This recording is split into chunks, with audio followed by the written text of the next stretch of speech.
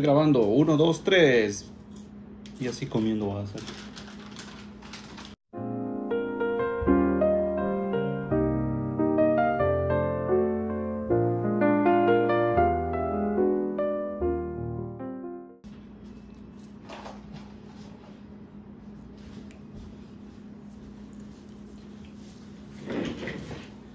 Bueno, haz la introducción tú. Listo, 3, 2, 1, ya. Muy buenas noches, muy buenos días o buenas tardes, donde quiera o cuando a la hora que estén viéndolo nos están sintonizando desde su teléfono, iPad o computadora. Bien, siempre quise decir eso, pero nunca se podía. Ay, perdón. ¿Verdad? Tenemos a alguien que estamos copiando a Ale en sus TikTok, no, en sus Reels. Muy buenos días, buenas noches. No, alguien dice eso, compañero de nosotros, creo. No me acuerdo. Mejor hagamos algo más original. Nada, buenas noches a todos. Teníamos ya ratos de no estar por acá. No habíamos podido, una semana complicada. Pero esperamos esta noche pues poder realizar un podcast más, una revelación más para nuestras vidas primeramente y luego para ustedes. Así que empezamos. ¿Cuál sería el tema de hoy? El tema de hoy es el liderazgo de Zorobabel. Bueno, son dos, Zorobabel, tres. Zorobabel, Ezequiel. No, Zorobabel, Nehemías. No, y pero está Esdras. ¿Quién? Bueno, sí, puede traer mis anotaciones. Pero, ¿quién es Nehemías, Zorobabel y qué tienen que ver con el liderazgo? Vamos a verlo en breve. Puedes hacer una introducción.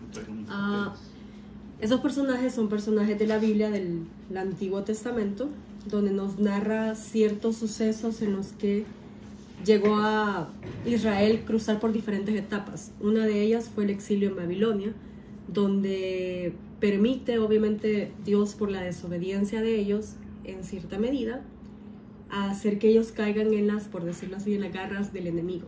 Por la desobediencia, por el hecho de que el pueblo estaba recibiendo promesas, pero no las quería recibir. ¿Se recuerdan? No sé si alguien ha conocido cuando Israel pasa 40 años en el desierto, porque tenía que obviamente dar para llegar a la tierra prometida, era porque desobedecía. Entonces muy parecido le tocó a esta vez, donde vienen otra vez y caen en las garras de Babilonia. Y no sé si han escuchado también la historia de Daniel, donde Daniel y eran tres, no recuerdo, que eran los del Pozo de los Leones, estaba el ardiente fuego donde el rey, cuando se lo llevó, los metió, y ellos eran una peculiaridad que decidieron honrar su fe y decidieron mantenerse hasta el final, aún estando en esa situación. Lo mismo pasa, pero ya no tan trágico, pasó con Zorobabel, con Esdras y con Nehemías. De hecho, en la iglesia estamos nosotros estudiando el libro de Nehemías como líderes, parte 2 de la iglesia. Y ayer pues recibíamos esta enseñanza muy... en mi pensar yo digo, ¿por qué Nehemías? Porque realmente Nehemías no es aparentemente tan reconocido, y más, ¿por qué Nehemías tomarlo como un líder? No sé si usted lo pensó, pero yo en su momento sí lo pensé, porque pudimos haber estudiado, qué sé yo, a Daniel, por ejemplo, que estuvo en los Pozos de los Leones, pudimos haber estudiado a David, otros varios de los personajes de la Biblia, pero a mí me dio mucha curiosidad que hubiese sido Nehemías. Aquí tengo una introducción, dice: el liderazgo de Nehemías, relatado en el libro que lleva su nombre en la Biblia, es el ejemplo excepcional del liderazgo basado en la fe, la organización, el compromiso con una causa mayor. Estos son algunos de los principios que tiene él basados en la Biblia.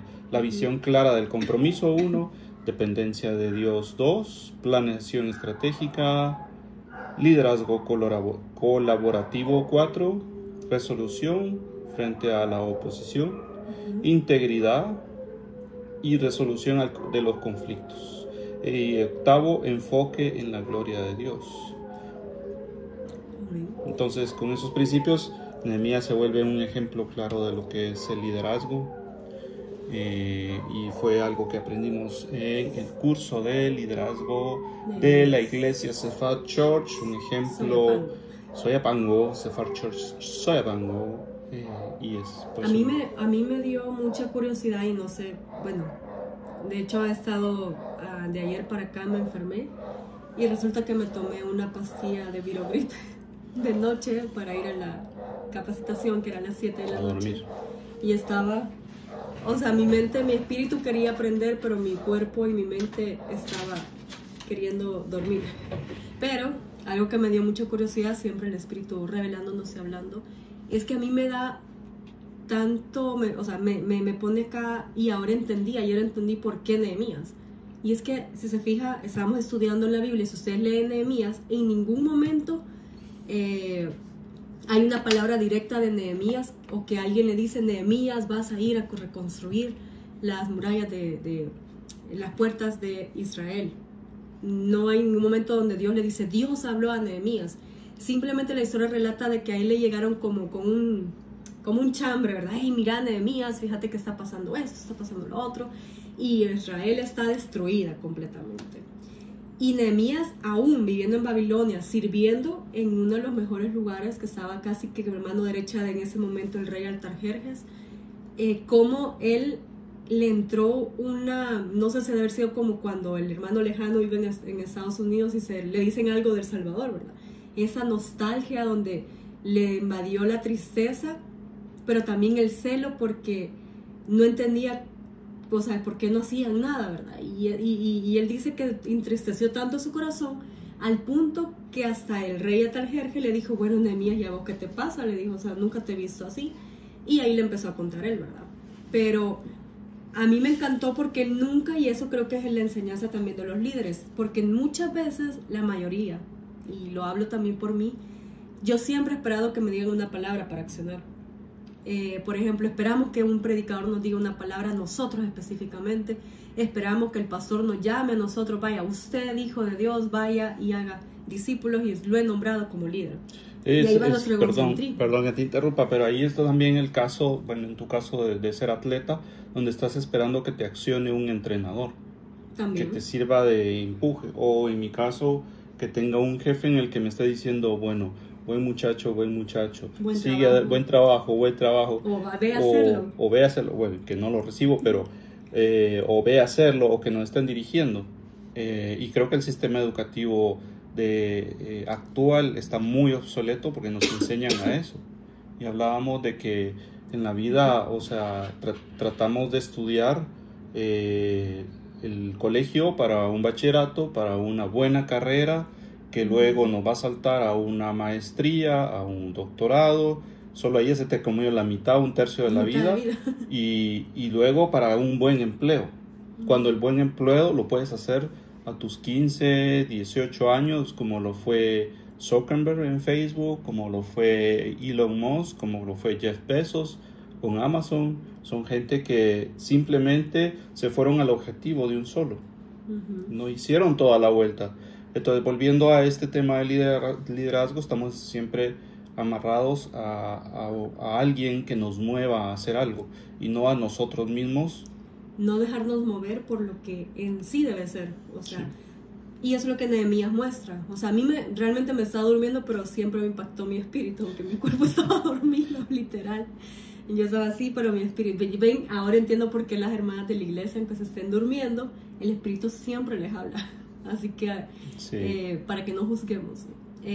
Bueno, eso es lo que a mí me impactó de parte de Nehemías, que él no necesitó a nadie más que el celo por el Señor y el ser también honrar a sus líderes, porque en ese caso él dependía del rey Artajerjes, pero también vemos en la historia cómo cuando llega a Israel hace una unión y respeta mucho el liderazgo de Esdras, que es un sacerdote, que en ese momento Esdras era el encargado de hacer que la parte espiritual y teológica, por decirlo así, no se perdiera en Israel, porque Israel estaba por todos lados, estaba mal, teológicamente, infraestructura espiritual, identidad, o sea, todo.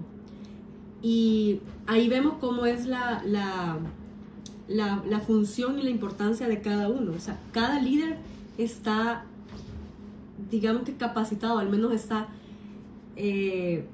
guiado para hacer una acción específica, porque un solo líder no puede hacer varias cosas.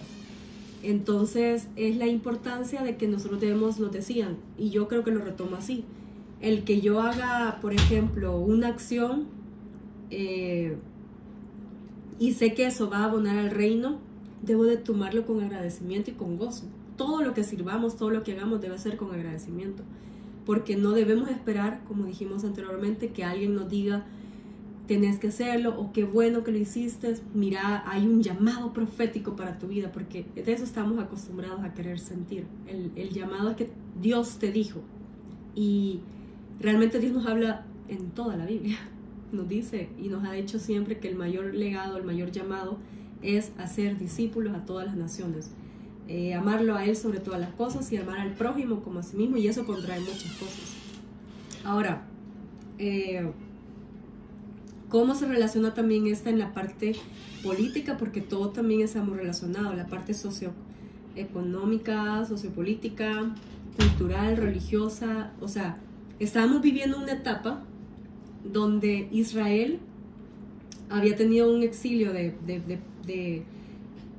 que se había llevado, es más, Babilonia se había llevado a los más capaces aparentemente en ese momento, a los jóvenes, a los adultos que tuvieran esa capacidad intelectual, y dijo, y los señores quédense, y se llevó a todos los mejor.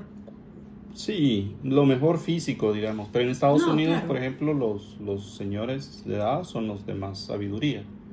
Es por también fuerza, creo que fuerza quitar, porque también si lo ve desde un punto de vista, usted que sabe más, en las guerras, si tiene mucha gente mayor, no pueden en la guerra física, en las guerras definitivamente. Entonces, yo creo los jóvenes y la que fuerza. Tal vez no solo pensar, porque si vemos en sabiduría, el que más tiene sabiduría por tiempo, por experiencia, es el adulto mayor, los ancianos que le llamamos.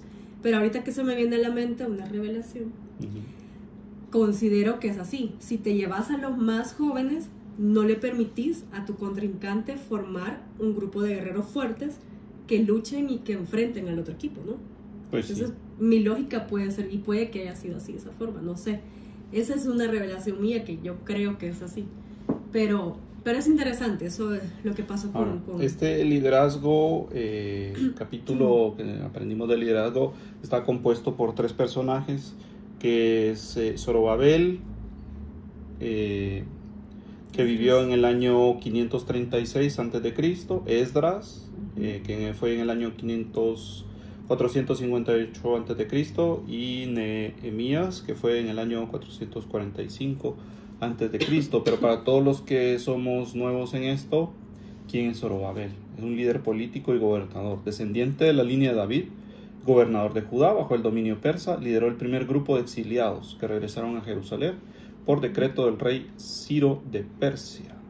Luego está Esdras, año 458 a.C., el sacerdote y maestro de ley. Fue un escriba sacerdote descendiente de Aarón, altamente capacitado en la ley de Moisés, y llegó a Jerusalén varios años después de Zorobabel, durante el reinado de Artajerjes.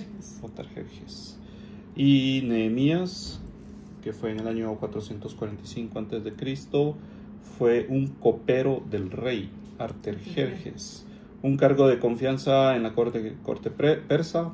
Tuvo permiso del rey para representar a Jerusalén como gobernador y liderar la reconstrucción de los muros de la ciudad. Copero, fue un copero. Ahí están los 3 personajes, perfiles, líderes que estuvieron en batallas. Fueron 2 grupos, entiendo, ¿no? El primero lo lideró pues Zorobabel y luego Esdras. Sí, lo que pasa es que, bueno, según entiendo, porque fue un primer exilio, o sea, hubieron exiliados que regresaron.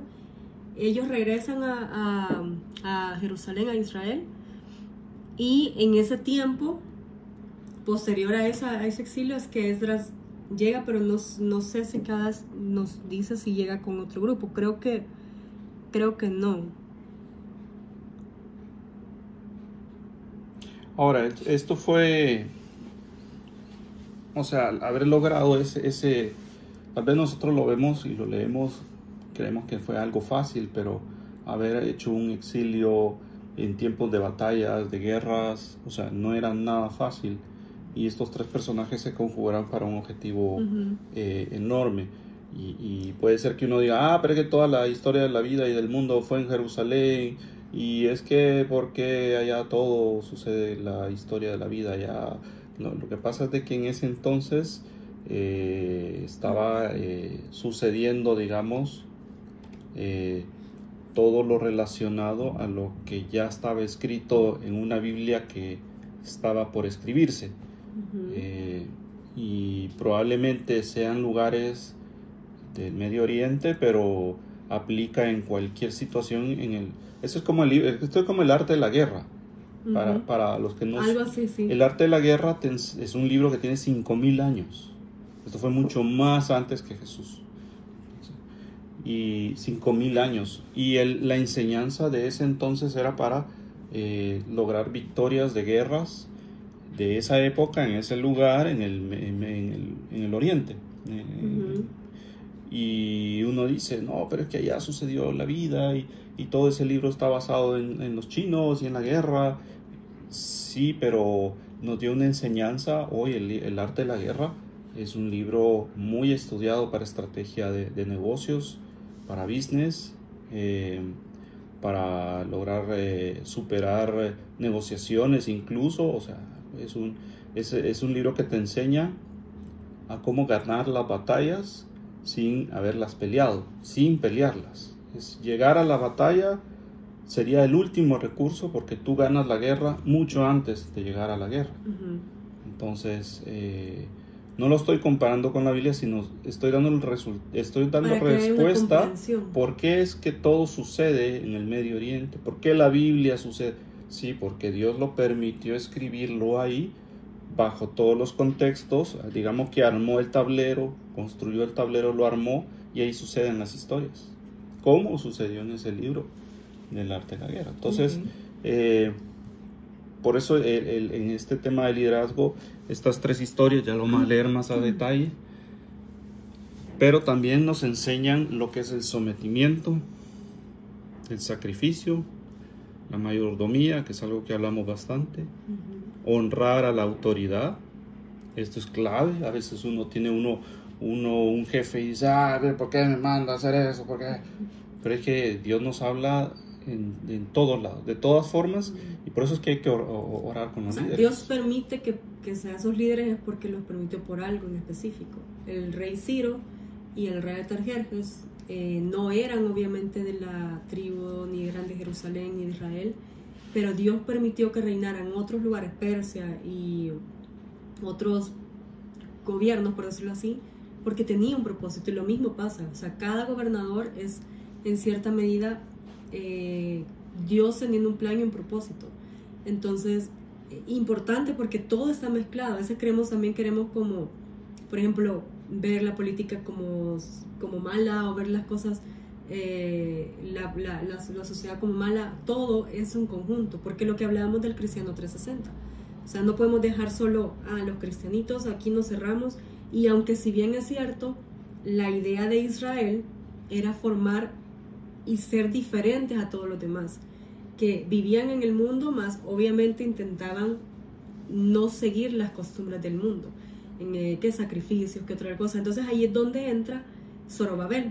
Está Babilonia, bueno, viene y Babilonia se lleva a todos a Babilonia, a los exilios. Luego Zorobabel viene y trae el primer exilio, lo lleva y dice, vamos a reconstruir el templo. Y lo primero del templo es construir un lugar donde podamos obviamente como congregarnos o como ser nuevamente Israel, y empezar casi que, no de cero, pero empezar algo ahí, ¿verdad? Tiempo después, si bien es cierto, no habla de mucho exilio, pero sí dice que Esdras trató de que la comunidad judía creciera, porque su legado, su misión, ya que Zorobabel había traído y reconstruido el segundo templo, Esdras lo que hace es que intenta inculcar y que se mantenga la parte espiritual. O sea, su misión era bueno, ya tenemos el templo, ahora necesitamos espiritualmente la enseñanza, ¿verdad? Que no la corrompan, porque dice que empezaron a haber cosas corrompidas en ese tiempo, y esa es donde la parte entra Esdras. Viene también continuamente más cercano Nehemías con Esdras, y viene con una tercera parte, y Nehemías trae a las personas para reconstruir. Entonces los tres son como una, si se fijan, templo, se le podría llamar como templo a doctrina, por decirlo así, mantener la doctrina, y tercero, lo externo. ¿Por qué? Porque para necesitar abrir las puertas, para construir las puertas, necesita un pueblo estar protegido. Pero viene desde adentro hacia afuera, ¿verdad?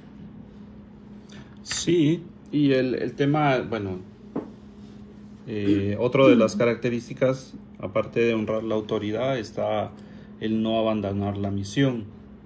Esto para trabajo en equipo, cuando tenés un equipo a cargo, es bien complicado, digamos, toparse con que el equipo, digamos, habla mal del jefe y todo eso. Eso estábamos hablando de la honra de la autoridad, pero también el tener el compromiso de no abandonar la misión. De eso puedo estar muy orgulloso, y es que el equipo que tengo, que trabajamos en equipo en el trabajo, es muy comprometido cuando algo los apasiona. Creo que yo a veces digo que me parezco un rinoceronte, porque cuando algo se me clava y algo quiero lograrlo, lo logro. Llego y corro y hago todo hasta que se logre. Igual estos muchachos, cuando tienen un evento, cuando tienen algo que los apasiona, llegan a ese punto de compromiso de lograrlo. Y es algo de lo que puedo estar orgulloso, lo hago públicamente aquí.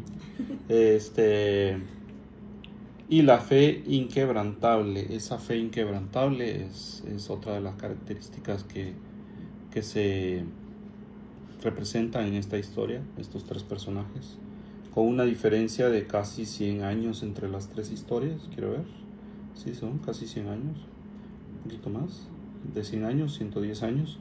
Y ahí tenemos varias lecturas. Está Jeremías 25:11, cuando se habla de todas estas características. Jeremías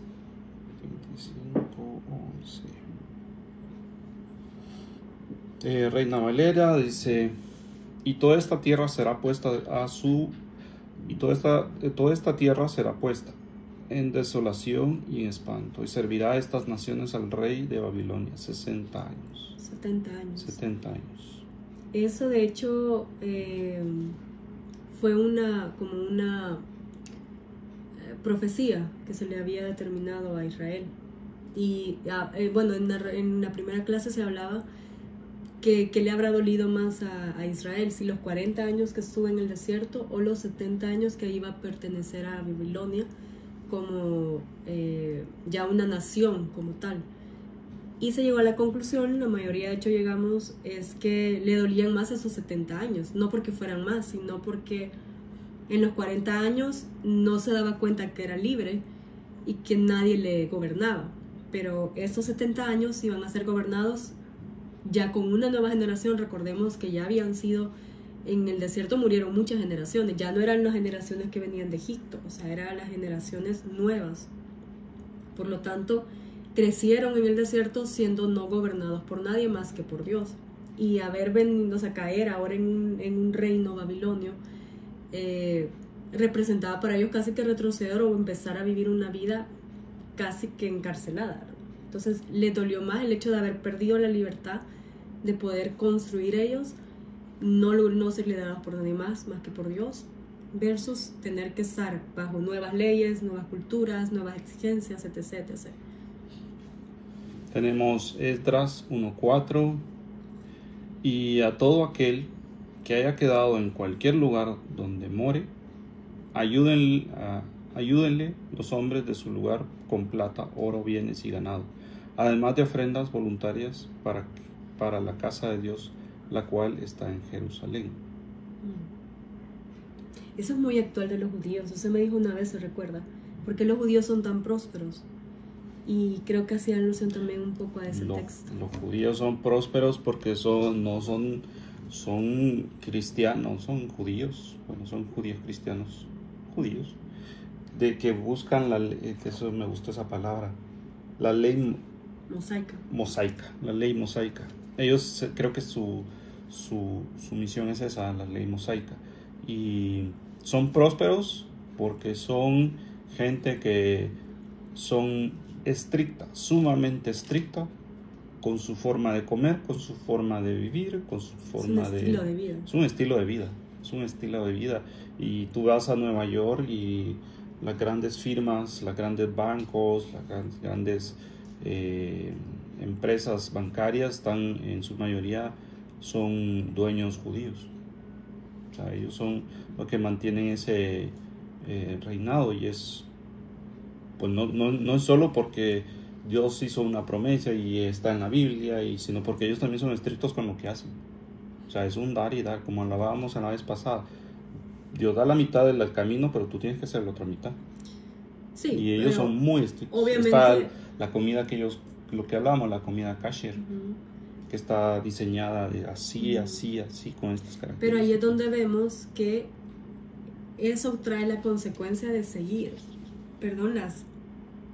las enseñanzas de Dios, y que ese es el formato ideal, el gobierno ideal que Dios permite y Dios quiso crear a la tierra. Lo que pasa es que obviamente lo distorsionamos, pero porque esas personas obviamente son prósperas, porque hay una vida saludable, porque Dios ya dejó un diseño, o sea, existe un diseño, pero como dijo Luis, requiere también de cierto, nosotros lo llamaríamos sacrificio porque obviamente nacimos con lo contrario, ¿verdad? Sí. Pero realmente no es un sacrificio, es un estilo de vida que media vez lo dominemos, trae consecuencias positivas, trae bienestar, Por ejemplo, pero eso lo decimos, lo vemos y lo vamos a dejar grabado aquí, pero te puedes imaginar ir en una situación aquí en El Salvador a un centro comercial y le hablas a alguien de Cristo. Hagámoslo más complicado, vas al trabajo y le hablas de la Biblia, del Evangelio, a cualquiera de tus compañeros. Se da mucho que se burlan, que hacen bromas y que todo eso, pero, o sea, yo soy fiel creyente que no existen los ateos, porque todos en su lecho de muerte, incluso Funes, que descanse en paz, aceptó a Cristo antes de morir. No sabía. Sí, de hecho, eso es la unción de los enfermos, creo que es católico, pero es parte de aceptar a Cristo de cualquier religión, pero con que lo acepte antes de morir, sucede. Y eso, sí. No hay ateo con cáncer o a punto de morir que no acepte a Cristo y a Dios. O sea, pero cuando estamos bien, tenemos salud, tenemos dinero, nos reímos de eso y no nos interesa. No, aquí vienen a hablar de la Biblia otra vez. Y sin embargo, más cuando tienes una posición en la que tienes que tomar decisiones que involucran gente, Dios está ahí.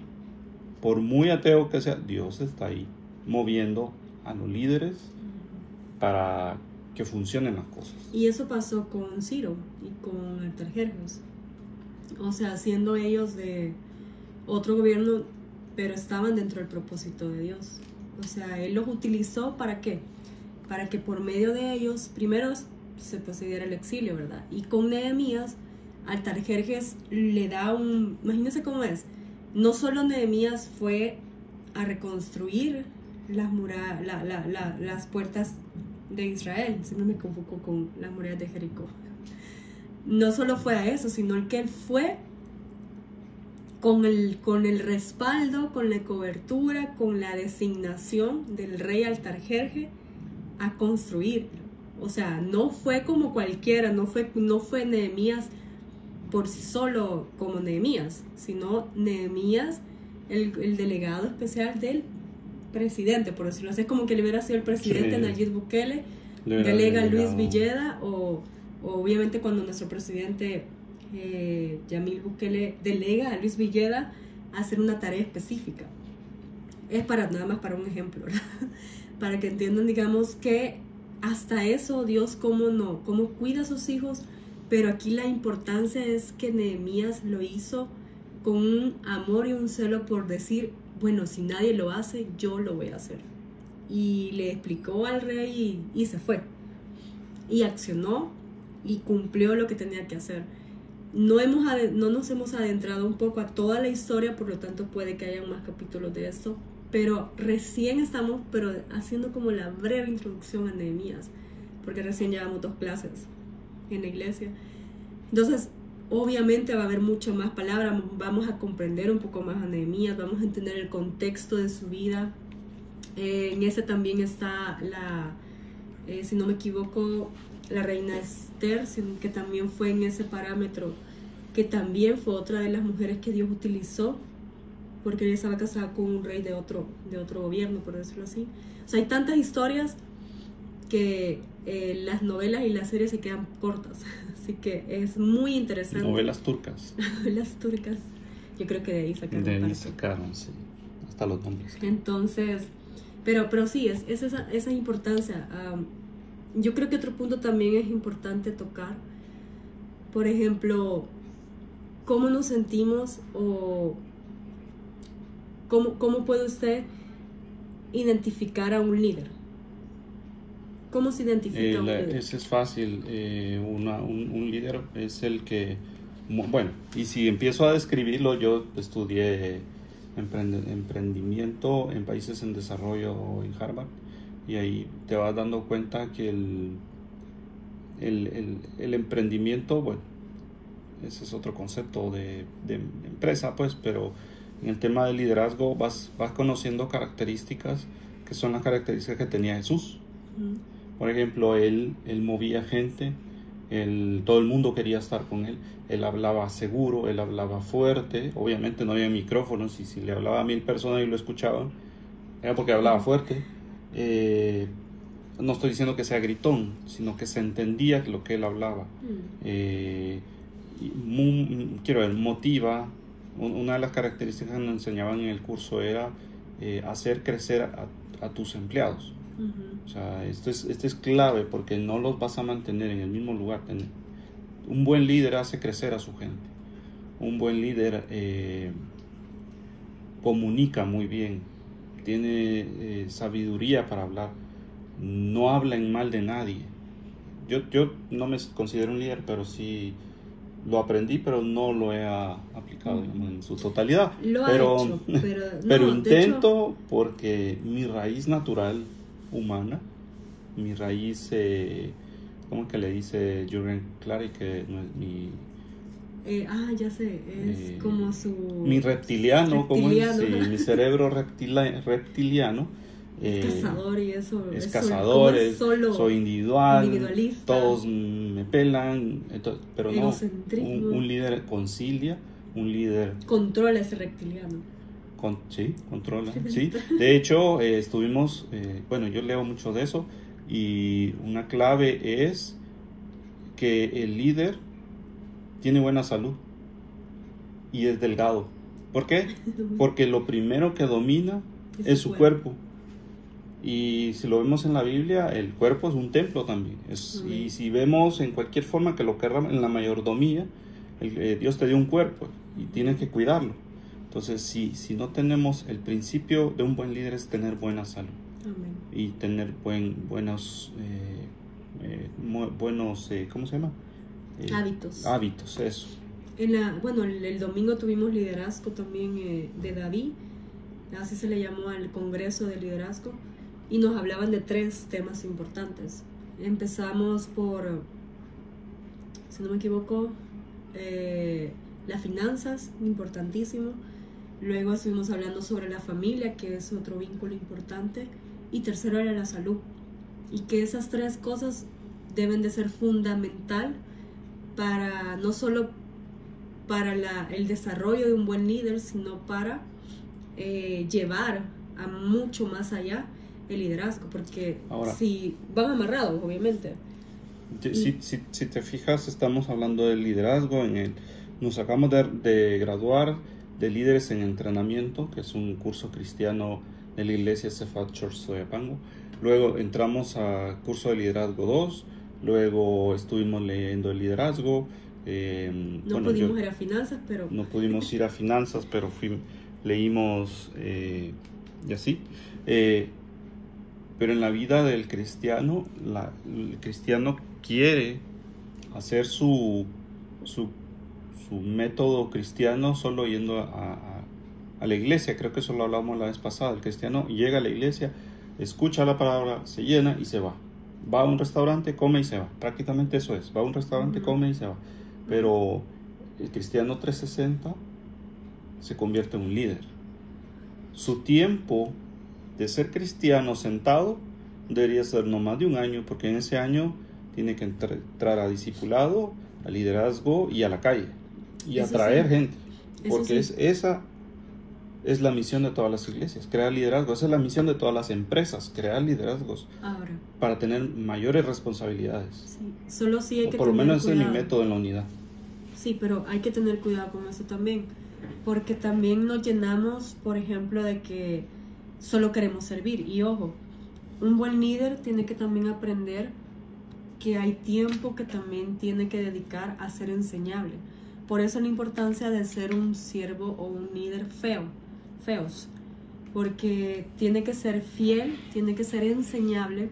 Eso significa que sí aprendió, pero nunca deja de aprender. Siempre tiene que tener un guía, porque no lo va a saber todo. O sea, son etapas, ¿verdad?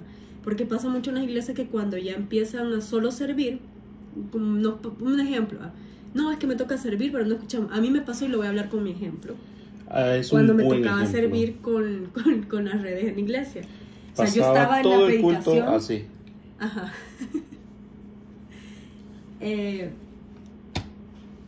Yo tenía una buena justificación, obviamente estaba informando, comunicándole a la comunidad de Instagram sobre lo que estaba pasando en la iglesia. Había una buena excusa, pero en medio de la predicación, antes, durante y después. Total que hubieron domingos que casi no... Yo puse mi excusa y todavía mantengo 50% que sí. Que yo, una de las formas que recitaba es que yo mandaba las historias y las copiaba. Entonces era una forma de aprendizaje para mí. Pero claro, el otro 50% de la realidad es que te distorsiona, porque hay una palabra, no ponía atención en todo, sino como ciertas cosas que creía que podían ser resumidas. Entonces no estaba recibiendo. Al punto es que es un equilibrio. O sea, no podemos todo el tiempo servir y aunque sí podemos hacerlo fuera de la iglesia, porque servimos a nuestros vecinos, o cuando hay alguien que le podemos ayudar, eso también es un servicio. De hecho, debe ser un servicio 360, ¿verdad? Pero el servicio específico con una asignación, ¿verdad? En la iglesia tenemos que tener cuidado. ¿Y qué sucede cuando no creas liderazgos en la iglesia y en el trabajo? La gente se acomoda a un loop. Nosotros le llamamos loop, que es, bueno, lo hablamos creo que no está el cuadro aquí, pero no, donde entra en un ciclo repetitivo de un quehacer diario perenne. Y es esa gente que permanece 10, 15, 20 años, bueno, yo permanecí más de 12 en uno, porque estaba en un loop. Y es clave analizar esa gráfica, porque si tú entras a la iglesia y estás sentado, y lo vuelvo a decir igual, y no estás avanzando, quedas congelado en el tiempo. Entonces, obviamente, así es tu vida, tu progreso, tu familia y todo. Siempre tiene que ir creciendo. Pero en el trabajo, ¿cómo voy a considerar si mi equipo es de 10 personas y todos van a ser líderes? Entonces, de repente todos se me van a ir. No funciona así. Cuando tú subes de nivel, todos tienen que subir de nivel y todos empiezan a tener mayor responsabilidad. Cuando no sos líder, no podés tener responsabilidades. Cuando tú no incentivas el liderazgo, no podés dar mayores responsabilidades. Entonces se quedan siendo operativos. Sí, y lo que sucede también, lo hablamos ya en temas del trabajo, por ejemplo, nosotros que estamos en el área deportiva, vemos cómo es totalmente todo siempre en movimiento. O sea, todo es como rápido, ¿verdad? Para ayer, para allá, camina muy rápido. Y cuando habla de responsabilidad también, que cuando nosotros no adquirimos responsabilidad, por ejemplo, el empleado o el que tenemos a cargo, no siente que es valorado o que pueda cumplir con esa responsabilidad. porque nos pasa a nosotros que creemos que nadie lo va a hacer mejor que nosotros o nadie lo va a hacer tan perfecto como nosotros. Entonces nos volvemos acumuladores de cargas.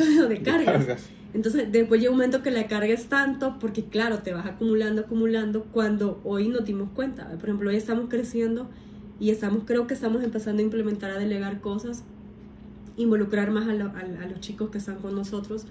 Y hemos visto capacidades muy buenas en ellos, o sea, han asumido la responsabilidad. Y tienen, digamos que tienen la cualidad, bueno, siempre hay oportunidad de mejora, pero tienen la cualidad de agarrar proyectos, enamorarse de ellos y llegarlos a desarrollar como en una agencia de publicidad.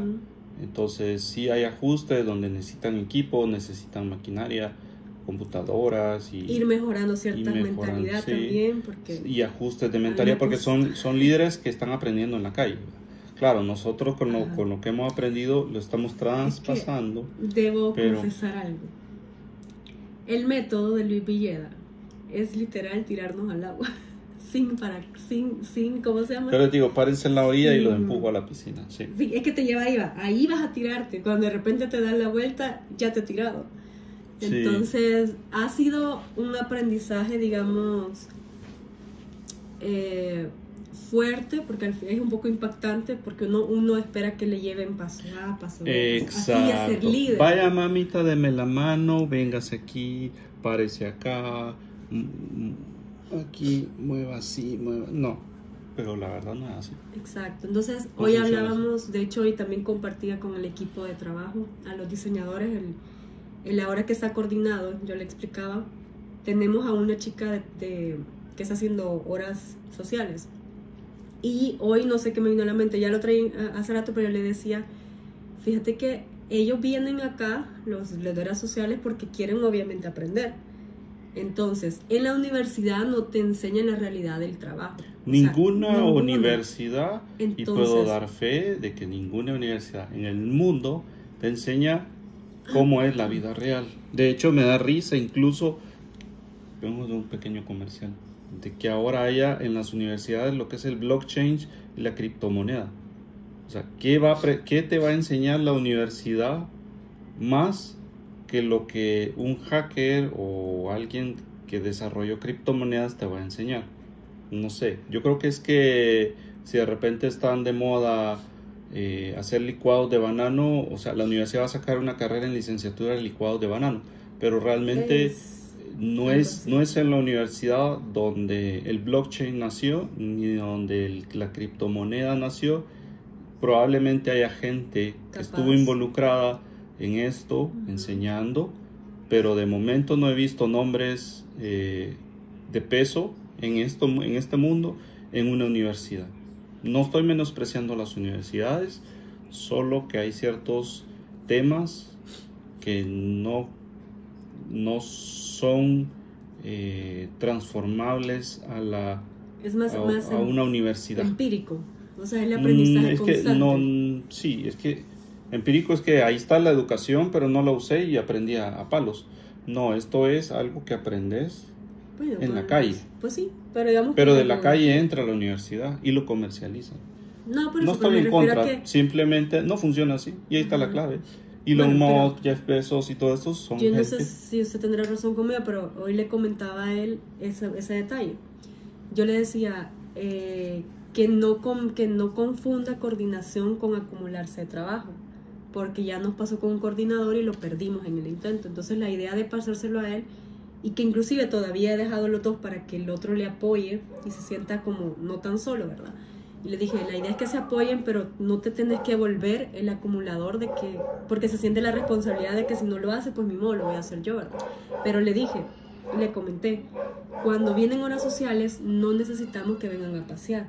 Si ellos quieren, cuando nosotros les hablamos, tenemos que ser sinceros. Si quieren aprender y su objetivo es aprender, tratalos como una persona más que está trabajando. Incluso peor. Por eso, porque así le vas a enseñar la realidad de lo que va a encontrar. Bueno, en nuestro primer trabajo, donde estamos trabajando ahorita, todavía no estabas tú, fue el primer torneo de fútbol playa bajo techo, en como auditorio que existía en ese entonces.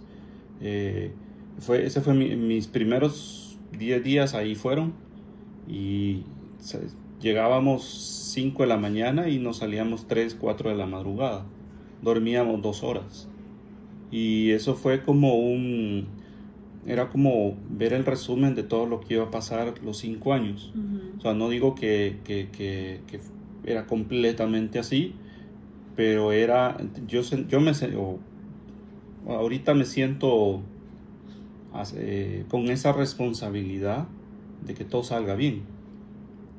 Y eso obviamente me apasiona porque era nuevo. Entonces yo no me despertaba y ay, no, otra vez. Tampoco me saltaba de alegría, pues, pero me despertaba pensando que estábamos haciendo cosas completamente peladas. Entonces estaba eso con que vamos, o sea, tenemos que ir y despertar y ir a ver qué se hacía ahí en ese evento, que incluso se instaló una cancha de arena dentro de ese... recuerdo, fue en el Cifco.